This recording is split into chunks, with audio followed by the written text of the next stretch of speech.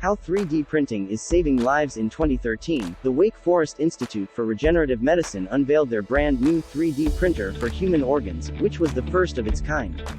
After just 2 years, this technology has begun saving lives and revolutionizing healthcare as we know it.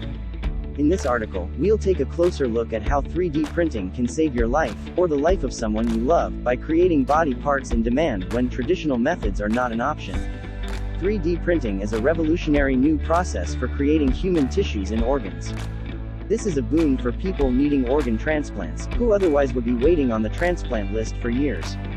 It also helps scientists study tissue development in ways that were not previously possible. However, there are still many challenges to overcome before this technology becomes widely available to the public. Dr. Anthony Atala is a pioneer in the field of regenerative medicine and helped make history as the first surgeon to implant an organ created from a patient's own cells.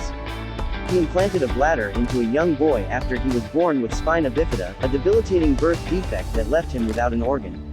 The surgery was successful, and the bladder was later removed because it was not needed.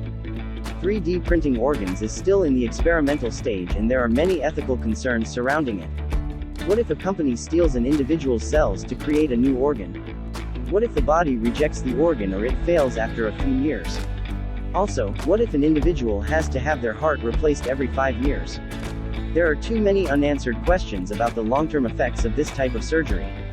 Organ transplants are a major surgical procedure that can be life-saving for those in need. However, the demand for organs is much higher than the supply, and the UN estimates that over 20 people die every day waiting for an organ transplant. This problem has led to proposals for presumed consent.